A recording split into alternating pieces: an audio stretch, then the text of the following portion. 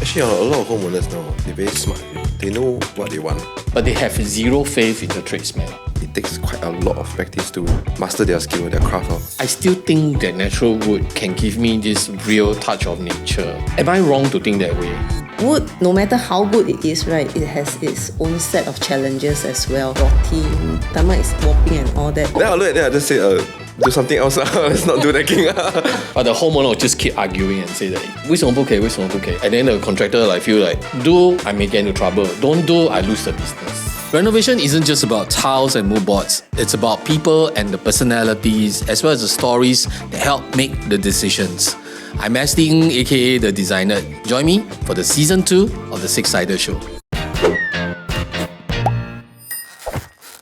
Hi everyone, welcome to the SIXiDER Show Season 2. I'm your host, Astley Ng, aka The Designer, and today we have a special episode on outdoor. So today we got two special guests.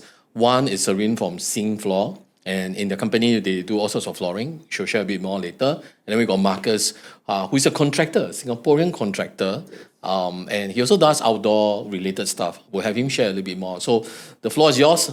Serene, maybe you want to share with the audience? Hi everyone, this is Serene from XingFloors. So I've been in this industry for I think about 14-15 years. Wow. My company actually does vinyl flooring, outdoor decking, wall panel, carpets. And Marcus, how about you? Hello everyone, I'm Marcus. I'm from Atrellis. We do mainly home interior renovations. The other one is Atrellis zip blinds and home decor. So that one we supply zip blinds and we do window solutions. Yeah, so core-wise, I think we focus more on balcony. So we build roofs and then we do from the top down. Yeah, that's when we can complement her business also to do decking. And now we do a little bit of icebreaker and try to understand a bit more about you guys. Like, for example, when it comes to outdoor, right? I think there's two types.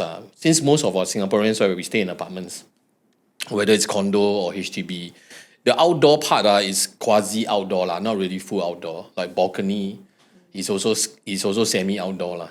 Then of course then the landed, right? Or patios. In those kind of situation, right? Especially for apartments, that they say they want to have all these like decking or trellis. What is the most common misconception these homeowners have when they want to do this kind of decking and all that? Maybe we start with you. I believe a lot of times actually it depends on how they want to use the space actually. So maybe they have some sort of like fantasy idea when they go traveling and all that. They want their balcony to look like some Balinese resort or something. So they try to bring that into their own home balcony. But sometimes it really doesn't work that way because if you are talking about like apartments, balcony and all that, we have to take into consideration like the size of the balcony even. So if you're going to clutter your whole balcony to look like a Balinese style resort, right, it doesn't really work that way. You might end up not using that space after all. But it is still a real estate that they paid for, and if you don't decor, then the balcony is going to be like the glorified clothes hanging space. But let's say if just now we were talking about like they are looking at a Balinese look. In order for that to happen, what are the materials that you need? If let's say they really have a big enough space to do the things that they want, then they should look into materials that are actually suitable for outdoor weather, like rain and sun, all that. So if it happens to be the monsoon season, I think you probably don't get to use your resort, your Balinese resort a lot also. So we might have to look into things like shades to either block away part of the sun or the rain also, so that you can still make it a usable space for yourself. I get it. I hear from you that balcony itself should be more functional as opposed to aesthetics. That's the first and foremost how you use a space. Aesthetic can come through some decor stuff, but the utilitarian part of that space is more important. So on that note, right, maybe we talk about decking. Since decking and balcony, right, and rain, there's this common fear that flooding may happen. For example, if you were to level up your balcony to almost the same level as your living, is this a wrong thinking that there will be a flooding issue? or it should not be an issue? Usually the design of the actual floor plan is already has a drop for the outdoor balcony. Correct. So if you build a decking, there is already a aluminium structure below to raise it up.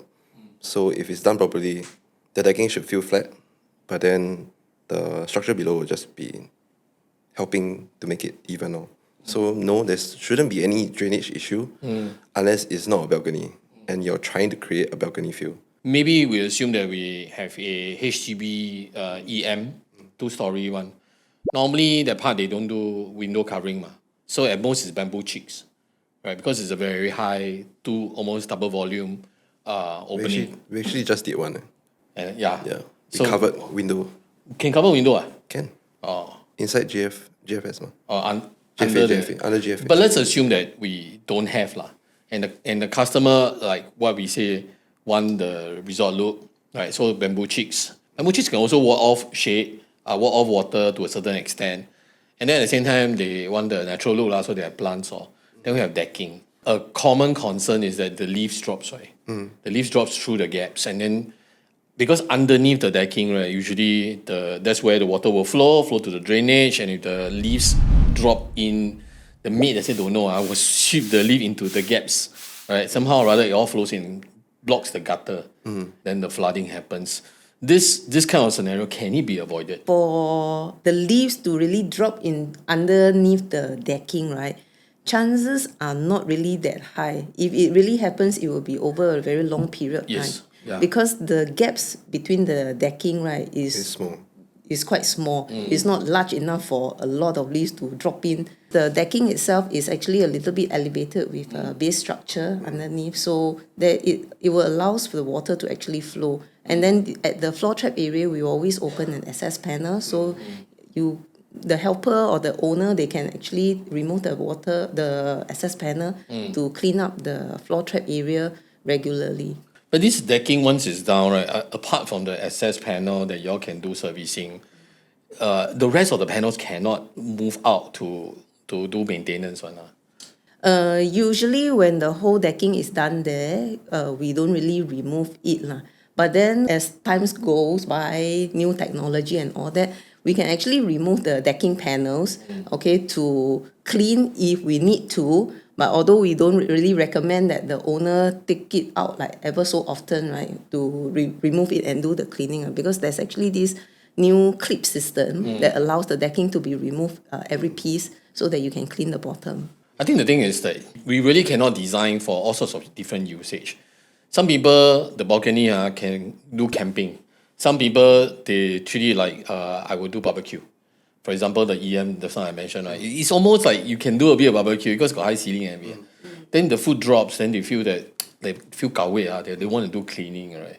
So today's technology, is there any such decking that we can actually take out and do maintenance? That's why you mentioned the clip system. Yeah, correct. But let's say from an installation point of view, can you like design it like every few feet can take out one? Is it ideal to do something like that? We can do many access panels, although it's not really advisable because the subfloor itself, be it the tiles or the cement, the concrete, right? It is not flat and level. Usually there will be a gradient. So if every piece is like loose panels, right, then your whole decking will be loose and a lot of sound. Correct. Oh, okay.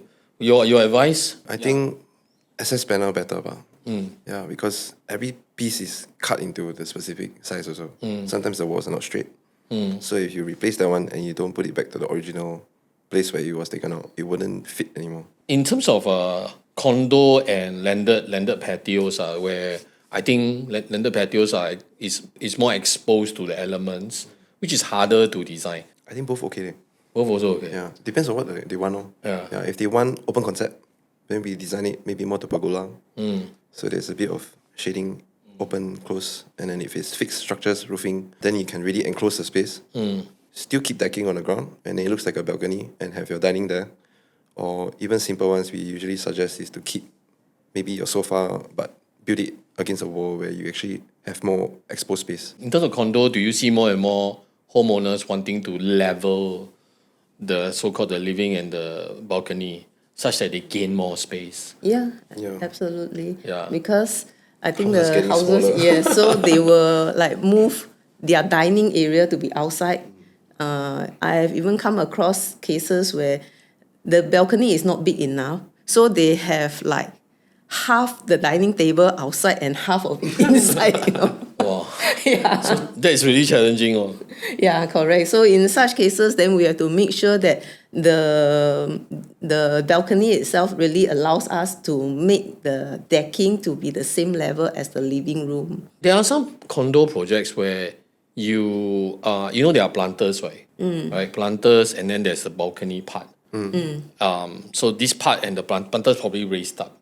And then so what happened is that they want to gain that whole space and they may want to box up the planters such that after you cover up the planters, right, you probably gain another 1.5 feet or so, right?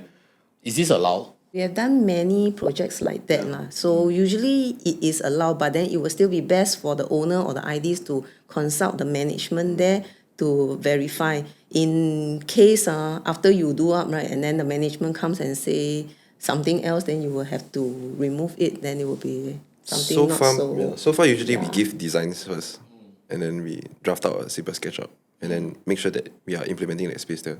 Then we will send to management also or BCA. For decking on the planter to cover, right, actually is basically like a removable panel. So it's not a fixed structure over the planter itself. So most of the time it can go through. I recently talked to a friend who want to go into decking business. So I'm asking him what are the main challenge.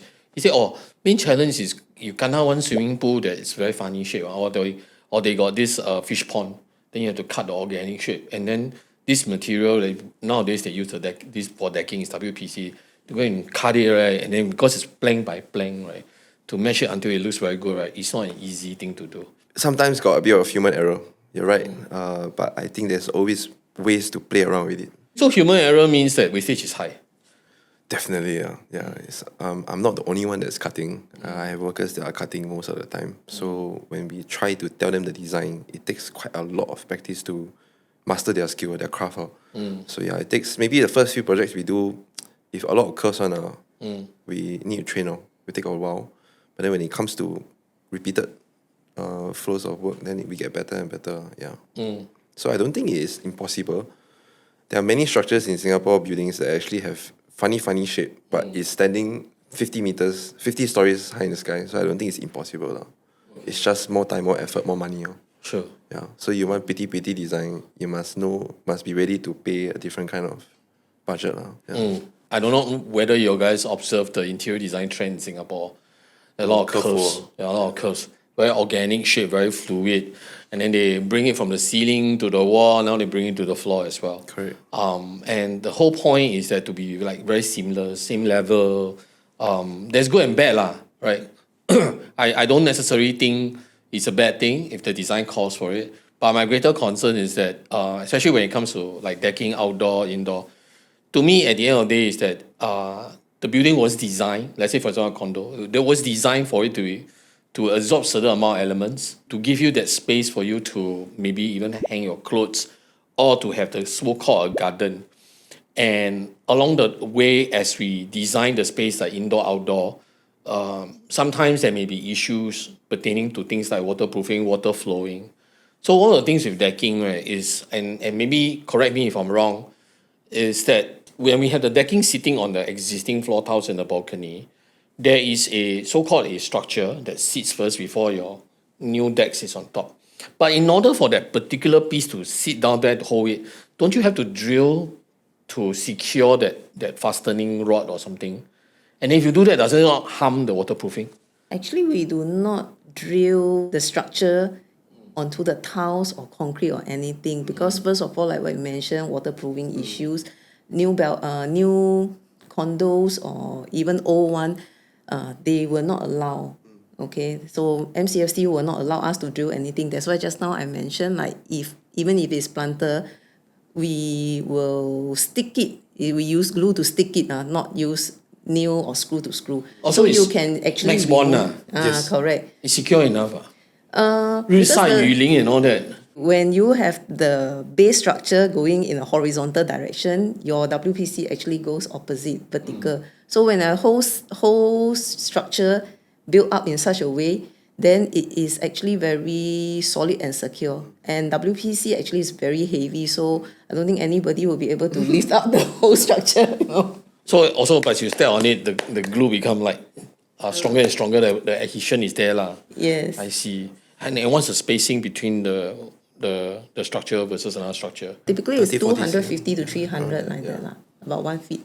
Okay, so maybe this is where I share a little bit more about why in Singapore we have a lot of balconies and even landed houses and all that, right? Everybody wants to have balcony and pergolas or the awnings and all that. Largely because Singapore is a tropical country. And second, balconies, right? If you're in a condo, apartment, or even HDB flat, architecturally speaking, they were designed such that it will reduce the building's heat. So it's like our 五角鸡. So imagine your building without the 5-foot way, right? It's just flat. Then this is the Becha law. Then what happens is that the heat just hits the side of the building. All the occupants will feel the heat inside. But by creating this shading, when the sun hits it, right, and then creates this shade in this enclosure, this space, right, the interior occupants, right, will actually feel cooler. And why am I saying this is because the moment once we use that space and say, okay, I'm going to have that as my dining there, just like you say, half in, half out like that, then you're actually not cooling. You're actually pushing yourself out to that space where it's meant for the so-called the building to cool itself, but now you're exposing yourself to that heat. The same can be said for awnings, right? Sometimes you do those kind of like cluster landed house, right? Then they ask for a retractable awning. Then I think you should also have seen this. The moment the retractable awning goes out, extend out already, shade happens. The shade then cools the so-called the attic, the top level of the building sufficiently. And to the point whereby, let's say maybe even 1 to 2 degrees. And then the interior space actually cools down. I do feel that at some point, this kind of design and then this kind of efforts, right, does help to create that accessibility and also increase your so-called usable space. But ultimately, I'm not sure whether when as a seller or as a contractor, right, when you all talk to homeowners, right, do you all ever have discussion about heat-related issues? Do you all have customers who actually tell you all that I want to spend this much and I want to like use that space and I want to completely overhaul that part? GFA, no problem, but then ultimately it's still going to be very hot. So usually if they already have a galvanized steel structure roof, if they put polycarbonate on top or composite panels, it honestly doesn't really help with heat. It helps with shading. Yeah. So shading and heat is two different things. Yeah. So we need to create insulation. So insulation is what you put in between your roof and then you put your false ceiling. Yeah. Your false ceiling is a corner, empty one. So with there's such thing called rock wool or the paint also. Actually the paint plays a very big part. If you use very different kind of paint, there are some that actually help with heat also. And then if you put that as a layer and then inside you put rock wool, which is insulation, it traps the heat inside your roof and then it reflects it out over time, better than it coming all the way in and it becomes like a sauna. So usually for most cases, I think east-west facing houses, morning they get the heat. At night, evening they get the afternoon sun. Yeah. So by the time they come home, Yeah, a lot of actually no sun already. But their house, I don't know why they on the aircon, right? Wow. Go very hard. 21 degree, 18 degree, yeah. Then the aircon spoil, got waterproofing issue after that. So it's actually all because of the way that the sun is just, I cannot blame the sun. The sun is just like that, right? So you can try to play around with the elements that we have now. Technology is very smart. There are some products that are selling that help with heat prevention throughout the day, and then when it comes back, you feel a lot better. Since you say you also do roofing, right? Then there's this thing about retractable awnings. So in this case, a retractable awning is not a fixed structure. You can't put rock wool and whatsoever. Then therefore, it provides only shade. Correct. And shade will help right? Either psychologically or like just a little bit of like a temperature drop, but still it will not function the same way as... No, it wouldn't help with heat prevention, but heat prevention is always another step forward. But it helps with shade, so maybe not direct sun. 就是有个 umbrella 这样. On the retractable awning part, maybe we talk a little bit more about the BCA laws. Right? BCA say a fixed structure, which is like a pergola or a fixed awning extension out of the building is not allowed if it say GFA is maxed out. But a retractable awning is allowed. What's the logic? The logic is that it's dismantleable. It's not a permanent structure, but as for windows, silicone, glue, screw, a lot of layers, right? So you want to take out a window, it's not as easy. When I was still practicing as a designer, right, and we're trying to tell the customers that you can't.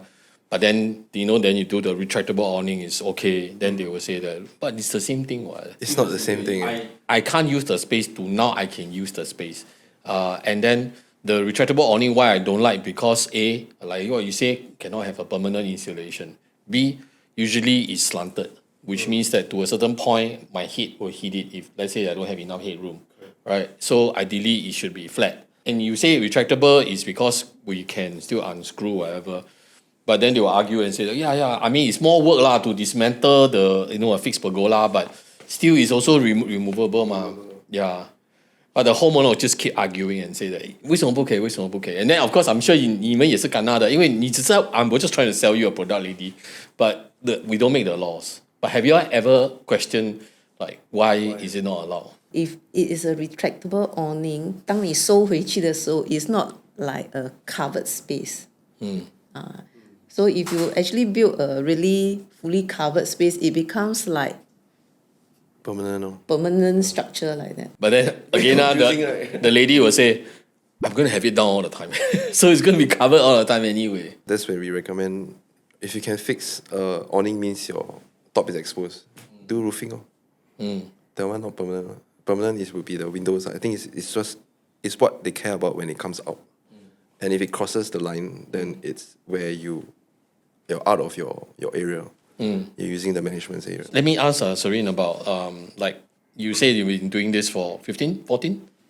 About it. What kind of technological changes have you witnessed over this decade plus? I mean, traditionally decking, we used to have wood, merbau la, yellow balau la, then chengai, and then they all got a lot of problem. Right, set color come out la, then the bleaching la, whatever. Then now you got something else.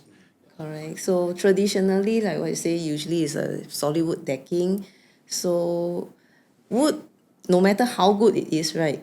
When it comes to the weather like Singapore, where it's hot and humid, right? Sometimes it has its own set of challenges as well. So it is actually susceptible to like rotting when overexposed to moisture. And then warping. Poor airflow and ventilation, right? It also cause warping and all that because the wood itself, temperature change and even pressure from below the decking itself. If let's say there's not enough gaps, there's no ventilation, so there's this pressure built up below the decking, so decking will warp and all that. So because the solid wood decking doesn't last so long, so WPC decking was introduced.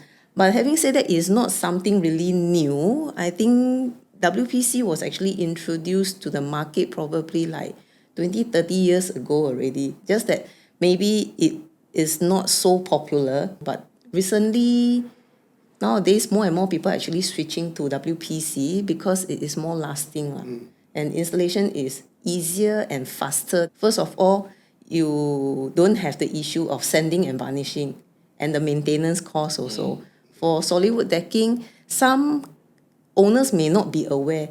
When they look at the Chengai decking, whether they know or they don't know, they say, oh, very nice, they want to install. Initial cost I pay. The pricing, initial installation, I think roughly about the same. But then the maintenance later on, in order for your solid wood decking to really look nice throughout the years, right? You got to periodically, maybe say every 2 years, about there, 2 to 3 years. Yeah. You need to sand and varnish again so that you can preserve the look to make it nice. But WPC, because it's just a man-made product, is already finished in the factory already. So it will just look like that. And now with the second generation, the pattern that you see on the WPC will not say like fade away or something. I remember the first generation last time when I first sell, the pattern is kind of like printed on it. So over the years, as people keep walking, right? Then the pattern all fade already. Like don't see the wood pattern, then you really just see the core of the WPC only. So now second gen already lah. I think 现在有 third generation, 现在是 clip 了。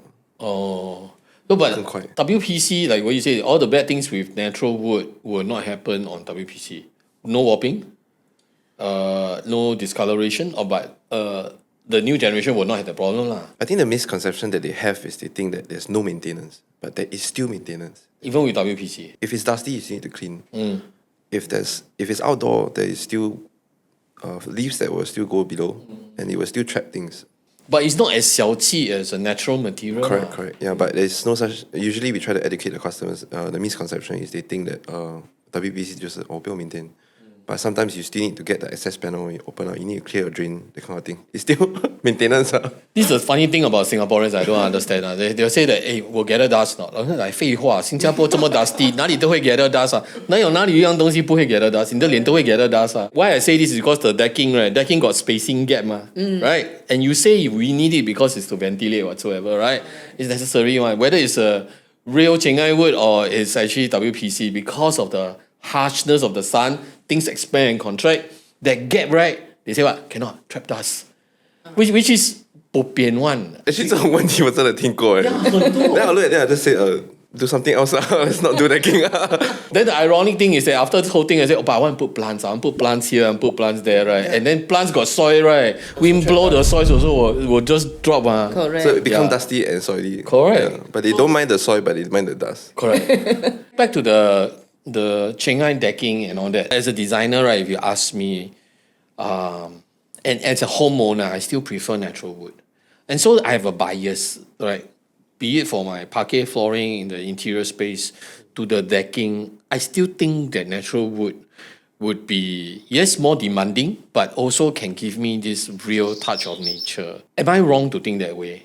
It really depends on the owner themselves, because WPC now actually they have made it such that it really looks like a real wood. But doesn't feel like real wood, right? It doesn't really feel like, but then if you are going to see from far, it actually feels like real wood. It looks like real wood also. But of course, if you really want to scrutinize, then you feel like, because it's printed, the pattern on it is embossed on it, right? So every piece will be like all the repeated patterns. For Chengai or Balau decking, we don't see that. You only see one whole piece all same, because usually they will put stain. Yeah, very dark color. Very dark color. So all will be the same. You hardly can see any grains at all. But if let's say homeowners really don't mind all the trouble of looking after all this, then yeah, just go ahead and get the Chengai decking or Balau decking that they like. But they have to bear in mind, with wood, sometimes hot and humid weather, and if the wood starts rotting without them knowing, because the rotting doesn't start from the top, it starts from the bottom. And then if there's termites issue, they might not know. So I don't know what they have inside their house. If they have like parquet floor, carpentry, wooden carpentry and all that, who knows, the termites will just go anywhere, right? A whole house will be infected. Yes, correct. What is the percentage right now? I believe that bias has diminished to a certain extent. I mean, I think more people are more readily receptive, right? I think it's probably the older generation like me they're still holding the bias. Right? So what kind of percentage are you seeing right now? Out of 100 clients, how many would still prefer natural wood? I would say probably about 70-30 like that. So 30% still prefer the natural wood, and then 70 is willing to switch already lah. The owners now, they are actually very educated also. So you just go online, they can Google and check everything, pros and cons. You see. Actually, a lot of homeowners now, they're very smart already. They know what they want. Since you talk about like how homeowners are very armed to the teeth when it comes to information, right? It also basically means that information is very accessible. Yeah. But information is accessible, so are choices and materials. What I'm trying to say is like the rise of Taobao, the rise of Lazada, things that you can buy online. Since they already know about it, and truth be told, a lot of the products in China or overseas, right, are more advanced, and they are also accessible. Maybe not so much that it creates competition for you yet, but do you see a rising challenge for our overseas suppliers that are competing with you? Like recently, I saw a TikToker, she bought like vinyl from overseas, and then the husband and wife is like laying on her own, right? Do you see that possibly happening for decking as well? I won't be surprised if it happens, because few years ago, yeah, I have inquiries asking for installers only. And then they will say they have their own materials. Okay, where you buy your material? Oh, buy from online, and all that. Then I say, oh, okay. But then usually, if let's say we provide the installation, right, for the labor to install, we will not be responsible for The performance of the product. Yeah, because I do not know how well your product perform. I have no experience with your product at all. I'm just treating it as if like it is my own, and then I'll just the normal installation that we install. So the owners will have to be aware of such things. And then there may be suppliers and all that who actually do not do such installations because they have their own products which they are confident of. Then there's no reason why I need to provide labor for another product which I'm not aware of its performance at all. So they do not want to be. So take the risk. Will you? No. So you also work with your preferred partners and suppliers. First of all, if they did buy the vinyl, sometimes if they never calculate the area properly, it might not be enough. So they don't count excess. Just nice. Just nice Don't only. count So wastage. if they count it as 100 square feet, they buy 100 square feet. But you cut, become 95 square feet. Then the 5 become the whole, then become, I look at you, then you look at me. Then how It's the your whole... workmanship lah. No, it's like that one. It cannot be ma, right? So I don't do lah. So I will tell them that if you buy yourself, means you took on the responsibility to try it, to build yourself. So sometimes I will encourage them one, try it. Do it yourself. Yeah, because you buy already ma. If you don't do, then end up I do, become you hire contractor, then you still pay my price, but I'm not supplying you the product. Okay, so the one word is that if you buy from Taobao, can 自己包走. 做先. No warranty also lah. Yeah, correct. No warranty. You buy from Taobao, confirm no warranty. Yeah. So we cannot give you warranty also. And I think especially for decking, this one no joke because firstly, it has a sustained weight, so certain amount of water needs to flow through, humidity, and then it's actually semi-outdoor, right? The sun, the heat, the moisture, very important. Yeah. What's the funniest or most unrealistic outdoor renovation request you've encountered before? It's a penthouse unit. A helicopter pad. They're saying that they don't like the sun, but don't want to cover the whole balcony. But want to have outdoor area, want to have dinner there. Cannot be hot, but cannot be wet. But cannot block all the sun also. So, this one very tedious. It's like the one dust. No. This is the first time I really encountered, and then I couldn't reply. I just kept quiet. My mouth just open. It took me like a while. Then he kept talking.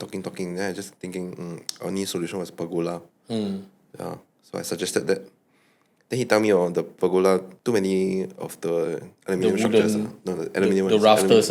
Yeah. So it's the one that automated can move from. Okay. He say he don't want the motor, so can cut costs. Okay, we cut. So he asked me if I could minimize the louvers to be smaller, so it's cheaper. Even if it's smaller, the total length is still the same. Right. So, and then you have more parts. Yeah, so I say if you want more, means maybe if I get my guys to do, it'll be even more expensive because more time, more things to code, more things to do, more things to install. Actually, the ironic thing is that just now we were saying that how homeowners are smarter and smarter these days, right? But then because of that exposure, right, they will start to become very creative. They over-explain the thing that they want, but they have zero faith in the tradesman. Many a times they think that they will know better, but they don't have faith in you guys. And sometimes it's really the homeowners like insisting on their way. Yeah. And then the contractor feel like do or don't do. Do, I may get into trouble. Don't do, I lose the business. Then I think this is the part where it's very challenging. Do you own a balcony? No.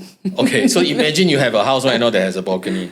Would you install decking? And in order to kind of get the kind of dream decking or dream outdoor/indoor balcony, what would you have? The interior of my house, if let's say it is big enough for me to put everything, and my balcony is actually not an extension of my living room or dining room or whatsoever, then the balcony most likely will be like a chill out place.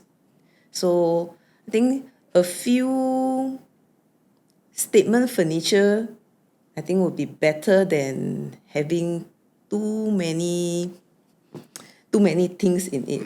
So that at least when you go to the balcony, right, you don't feel so like Wow. Cramped, right? Yeah. Really go out there to unwind one. Yeah. And decking lah for sure. And then furniture, a lounge chair of some sort. Yes. Plants? Plants okay, that's a very interesting. If I am staying in a building where it is just the balcony or the planter box, I don't think I would want to keep so many plants. But if I have a landed, okay, and I have a big garden, yeah, then I probably would put the plants there because I don't know how big my balcony is going to be. Okay, if let's say I have a very big balcony, most likely my house is not that big, my interior. So it would likely become really an extension of my internal space also. I asked this question also because I wanted to know how a trade person, right, would view the balcony space. But I think this practicality thing is a very big deal in Singapore lah. Like because we don't really have enough space really, and then we don't all stay alone. So all the occupants in the house would have usage for space one. So it becomes like if you really got the extra space, then yeah, it's an extension for all of us can use. But it has to be neutral enough. Like you want to go and play 古筝 there, can go and play. You want to go and do your planting there, also can. No problem. I want to hang my clothes there, also can. Right. So and at the end of the day, right, that space has got to be utilitarian, and the type of materials that you use for that space is very important, to tahan and to last. And that's where I think, like given today's the WPC, I more confident than last time. Okay, so this segment is where I stir and I ask trade-related questions pertaining to this episode, and let's see what we get. What is that one outdoor design trend that you feel that 应该受到淘汰? It really depends on where the whole market is shifting to. From the beginning until now, a lot is talking about like functionality, practicability, because houses, the floor area really is getting smaller and smaller. If they have a big family, then I think 真的是位置不够用. If they're growing up kids and all that, really a lot of things in the house. From your baby things, you thought baby over already, right? Suddenly teenager got more things. 你讲那个 shoe rack 就可以了， you know? 不用讲到进去 Yeah, so- entrance 就够了。 So if you're talking about the balcony itself, I don't know how many more balconies will be built in future. If let's say they're going to build balconies, provided the space internally is really sufficient. If not, now what I'm seeing a lot nowadays, right? The balcony doesn't really look like a balcony. It really looks like just an extension of the house itself. They have cabinets outside. They build storage. They close up the whole space. They have motorized blinds and all that, so that the aircon can fill up the space, things like that. So they don't really use it like a balcony already. They really just use it like it is part of their indoor house. So what you're saying is that you don't feel that there is a trend that needs to be abolished, but rather like in a Singapore situation, more often the only rising trend is the balcony becoming an extension of the home. Yeah. So you're hoping that one fine day we can go back to like we can the luxury of treating the balcony like a proper balcony. Hopefully, but I don't know whether it will come true or not. Then that means my house inside will have to be bigger, and then we have to come up with more money, okay, with the rising property prices, right? I feel that we all have phases one. So there are two phases of home ownership, right? Your first time home ownership, that means your first time buy house, usually if you really do have balcony, sure sweet for a while until you have kids. Okay, and then the second phase, right, is you upgrading. Then you got kids. Your kids are growing up. In between, no chance that you care about a balcony. Then the last stage, which is silver gen. Then you start to 养鸟, 种草, which is my stage. But no, that's the reality. I've seen it. I've seen a lot of people like. Suddenly I realized that all of my friends who are in the 50s, right, all started the same hobby of plants and birds. And I don't know why. What is the one outdoor renovation feature that Singapore homeowners think feels atas? All right, but you yourself secretly know it's actually very troublesome in the long run. I think mostly it's like still implementing full wood. but usually it's more of the design problem. I think they have quite very extensive designs that sometimes they want. I wouldn't say it's impossible, but all comes down to how fast they want it and also how realistic this idea is. Yeah, sometimes they design or the idea that they want could be a certain kind of theme already, and then suddenly they change it into, oh, I want a very big space, but they put in a lot of elements, or sometimes they actually buy their fixed furniture already before we even did anything. You mean for like the outdoor part? Yeah. They buy the furniture already. Then it's very hard to. So sometimes there's a lot of tear down and redo. So maybe when they really did the open concept and then they want to change it into an indoor setting, but they don't want to remove certain things to make it functional enough, then there is a lot of back and forth. I won't really say there is like big issues, but it's more of how we overcome and get both parties to agree. So usually we try to be as informative as possible, and we draft the designs ourselves to show them that this is what it's really going to look like. And most of the times it's 95 to 98% really exactly the same, other than you see the small little screws here and there. Yeah. So usually we deliver what we do, but then most of the times we try to make sure that it is the best possible practical design that would last 5 to 10, 15 years compared to their idea of simplicity and budget. So ultimately it comes down to the cost also. But the irony is that there's still a lot of design jobs. There is. And we all fall in love with the visual, the vision. But when we are really staying in, it's another thing altogether. So I think it's important that as homeowners, right, to really have very honest conversation. Not just with the contractors and the suppliers, right, but also with yourself and with your family members. Envision yourself using it the next 3 years, 5 years, how you sell when you sell. And whether the next occupant will even value these things or not. Because you keep thinking that I invest now, the next person who buy property, they will pay for it. Right? No, not necessarily. Yeah. So with that, right, any other advice that you guys may have for homeowners embarking on this journey of like renovating your balcony or so-called the outdoor part of the house? Any advice? First, know what you want to use it for. That is important. Then once you know what you want to use it for, then you can communicate better with your designer. Then can build something that really integrate into your daily lives, rather than you do something and then you don't really use it. You see. But it's usually a balcony. They usually treat it as an afterthought, right? They focus more on the interior first. Correct. I think also the ID don't really focus on the balcony.